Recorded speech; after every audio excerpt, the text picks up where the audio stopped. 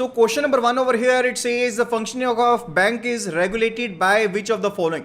जो बैंक्स की फंक्शनिंग है वो किनके द्वारा रेगुलेट होती है उसके बारे में आपको फटाफट से यहां पर रिप्लाई कर देना है. By whom the regulation of bank is being regulated. Bank की जो रेगुलेशन है वो किनके द्वारा रेगुलेट होती है उसके बारे में यहां पर फटाफट से आपको रिप्लाई कर देना है. बैंक्स की जो रेगुलेशन है वो किनके द्वारा रेगुलेट होती है उसके बारे में फटाफट से यहां पर रिप्लाई कर देंगे. आरबीआई, सेंट्रल गवर्नमेंट, आरबीआई से भी, या फिर आरबीआई सेंट्रल गवर्नमेंट के द्वारा. देखिए जो रेगुलेशन है वो यहां पर डायरेक्टली रेगुलेट की जाती है आरबीआई के द्वारा, so that would be our answer. लेकिन इनडायरेक्टली डेफिनेटली सेंट्रल गवर्नमेंट भी रेगुलेशन करती है through the Reserve Bank of India. ठीक है, तो वो अलग चीज है. लेकिन डायरेक्टली यहां पर हम देखेंगे कि डायरेक्ट यहां पर कौन करता है, तो it is basically reserve Bank of India itself. जो आरबीआई जो है वो यहां पर रेगुलेशन करती है. So option A over here is the right answer in this particular regard. Okay, now let's move to the next question. Question number 2 over here. It says, which of the following is the benefit of regulation? Regulation का benefit क्या रहता है? Improvement in safety of banking industry, leveling the competitive field, playing field of the banks, promotion of sound business and supervisory practices, controlling and monitoring systemic risk, helping in recovering of the funds lent by the banks. यहाँ पर systematic risk नहीं है. This is basically systemic risk.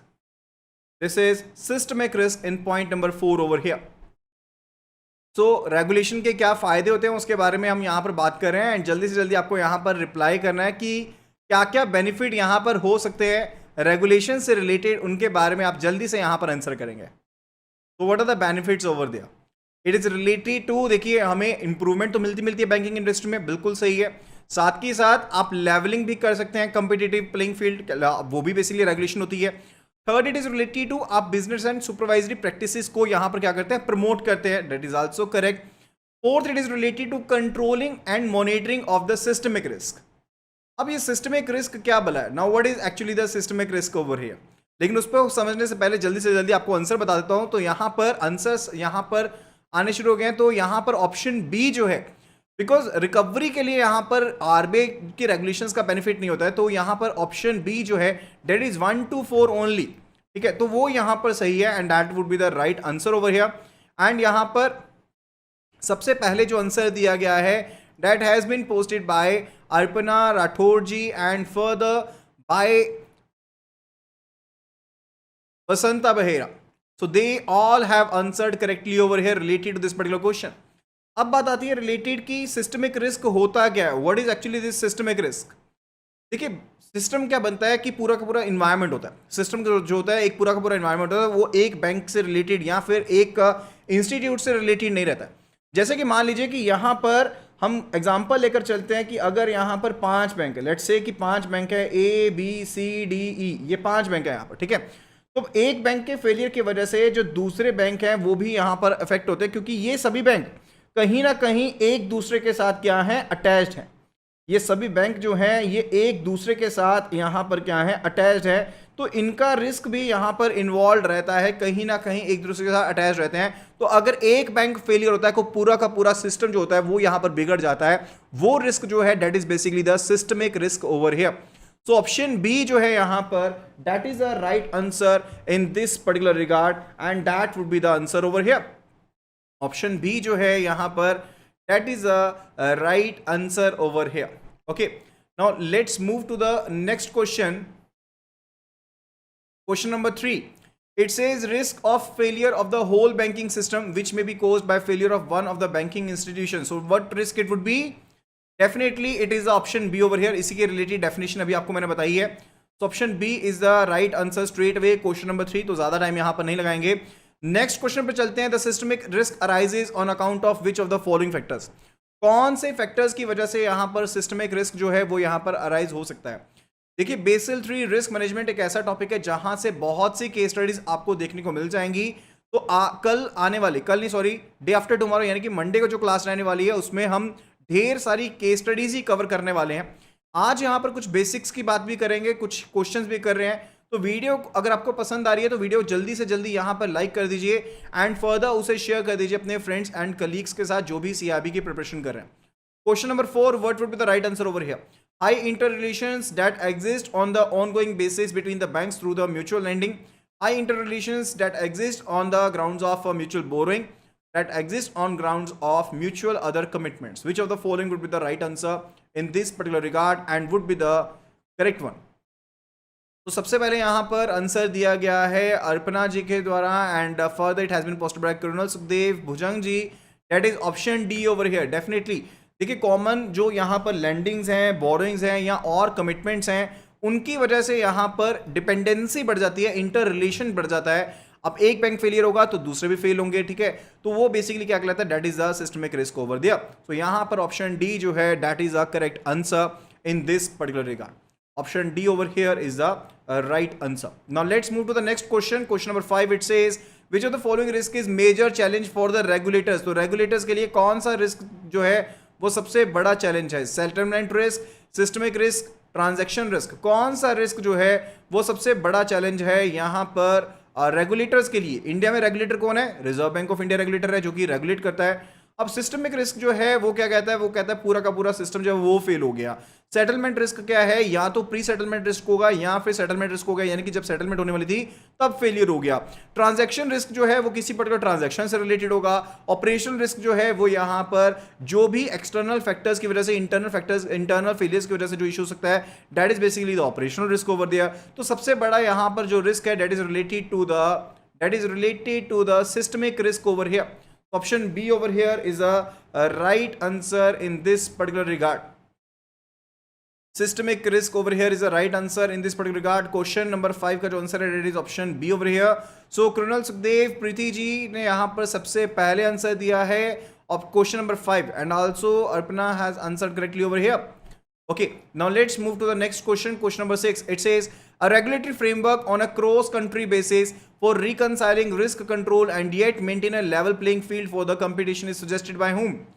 तो अगर एक regulatory framework है वो किन के द्वारा दिया गया है कि आपके पास यहाँ पर क्रॉस कंट्री यानी कि मल्टीपल कंट्री बेसिस पर आप यहाँ पर रिस्क को कंट्रोल कर पाएं एंड फर्दर एक लेवल प्लेइंग फील्ड भी अवेलेबल हो, ये किन के द्वारा दिया गया? ये सुजेशन जो है ये किन के द्वारा यहाँ पर पोस्ट किया गया है? जल्दी से जल्दी इसके रिलेटेड आपको आंसर करना है। तो ये दिया गया है बाय द BCBS, ये BCBS के द्वारा दिया गया है, यानी कि basal committee on banking supervision के द्वारा जो है ऐसा कहा गया है, ऐसे यहाँ पर रूल्स रेगुलेशन फ्रेमवर्क किए गए हैं under the Basel accords.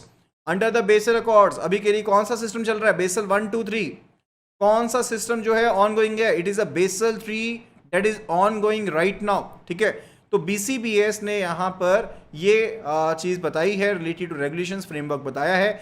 So Krunal Sukhdev and further Shazia Zareen, Arpana ji and Rathore Rajesh, they have answered correctly over here. Okay, next question it says the risk of settlement that arises from the time differences, यानी कि time zone में differences है उसकी वजह से settlement का जो risk arise होता है वो कौन सा रिस्क कहलाता है? Systematic risk, settlement risk, Herstatt risk या फिर operational risk? Which one would be the right answer in this particular regard? तो यहां पर कौन सी ऑप्शन सही आंसर रहने वाली है? Which one would be the right answer in this particular regard? The risk of settlement that arises from the time differences is called what? Systematic risk या फिर settlement risk है या फिर Hersted risk है? Which of the following would be the right answer? It is the Hersted risk, क्योंकि जो settlement risk है जो टाइम जोन में डिफरेंसेस की वजह से होता है वो यहाँ पर उसे क्या कहते हैं? हर्स्टेड रिस्क कहते हैं। सेटलमेंट रिस्क तो है ही है बेसिकली, ये यहाँ पर इसको अप्रोप्रिएटली अगर हम बात करते हैं तो वो कौन सा रिस्क है? It is a Herstatt risk itself, क्योंकि सेटलमेंट रिस्क में भी फर्दर टाइप्स है ना, आपके पास प्री सेटलमेंट रिस्क है या फिर सेटलमेंट रिस्क है जिसको या टेम्पोरल रिस्क है, ठीक है। तो यहाँ पर ये जो हर्स्टेड रिस्क है इसी को हम क्या कहते हैं? टेम्पोरल रिस्क भी कहते हैं। So option C over here is the right answer and more appropriate over here. Option C over here is the right answer. So Krunal Sukhdev and further यहाँ पर सुनार फिरदौश जी ने सबसे पहले आंसर दिया है क्वेश्चन नंबर 7 का। Now let's move to the next question. It says which of the following is not correct statement regarding Basel committee on banking supervision? Basel committee on banking supervision के रिलेटेड यहाँ पर कौन से option सही नहीं है उसके बारे में बताना है। The bank Herstatt liquidation prompted the promotion of BCBS. Initially, G10 countries decided to set up the committee at the end of 1974. BCBS is Committee of International Monetary Fund and BCBS has been instrument in standardizing bank regulations across jurisdictions with special role of regulations. Which of the following is basically not correct statement in regard of the Basel Committee on Banking Supervision? Basal committee on banking supervision के regard में कौन से option जो है वो यहां पर सही नहीं है? BCBS जो है वो बेसिकली IMF के द्वारा उसे सेटअप नहीं किया गया, वो IMF की कमेटी नहीं है, it is basically related to G10 countries, ठीक है? तो G10 के बेस पर है, ग्रुप ऑफ 10 कंट्रीज के बेस पर उसे यहां पर सेटअप किया गया था. सो ऑप्शन सी जो है that is not mentioned correctly over here. Option C जो है that is not mentioned correctly in this particular regard. So that would be the right answer in this particular case. So Rahul Singh Rajput, Colonel Sukhdev ji, and further they have answered correctly over here. Now let's move to the question number 9. It says the Basel Accord provision for covering market risk arising from the trading activities of banks were brought into effect from. जो basal accord provision है covering market risk को cover करने के लिए कब, कौन से year में उन्हें शामिल किया गया था? कौन से ईयर में उन्हें शामिल किया गया था? देखिए, जब बेसल 1 अकॉर्ड की हम बात करते हैं तो उसमें बेसिकली डी रेगुलेशन हो गई थी 1988 में, जिसकी वजह से क्या हुआ, कंपटीशन इंक्रीज हो गया एंड फर्दर रिस्क भी यहां पर इंक्रीज हो गए थे. तो बेसल कमेटी ने पब्लिश किया एक सेट ऑफ रूल्स का जिसमें आपको मिनिमम कैपिटल कम से कम मेंटेन करनी होगी एंड फर्दर ये 1988 में आया था बेसल अकॉर्ड एंड इनको एज अ लॉ इन्फोर्स किया गया था G10 के रूप में 1992 में. ओके तो मिनिमम कैपिटल रिक्वायरमेंट से रिलेटेड इन्होंने बताया था कि आपको मिनिमम कैपिटल की रिक्वायरमेंट कितना जो अमाउंट है वो रहना पड़ेगा, ठीक है? एंड फर्दर यहां पर एक चीज समझने वाली है कि आरबीआई ने इंप्लीमेंट किया था बेसल 1 अकॉर्ड्स को 1992 में एंड यहां पर जो मार्केट रिस्क होता था ट्रेडिंग एक्टिविटीज की वजह से उसके रिलेटेड जो प्रोविजन थे उनको किस ईयर में शामिल किया गया था? That was basically done in year 1992 itself. तो 1992 में ही उसे यहां पर लाया गया था. ओके तो option B over here is the right answer in this particular question number 9 over here. Question number 9 over here, option B is the right answer. So यहाँ पर अमरजीत सिंह जी ने एंड प्रीति जी ने सबसे पहले आंसर दिया क्वेश्चन नंबर 9 का. Okay, now let's move to the next question. The Basel Accord provisions for covering market risk arising from the trading activities were brought into from what year? जो trading activities की वजह से जो यहाँ पर आपके पास changes हुए थे उन्हें किस ईयर में लाया गया था? देखिए, एक चीज को समझने वाली बात आपको यहाँ पर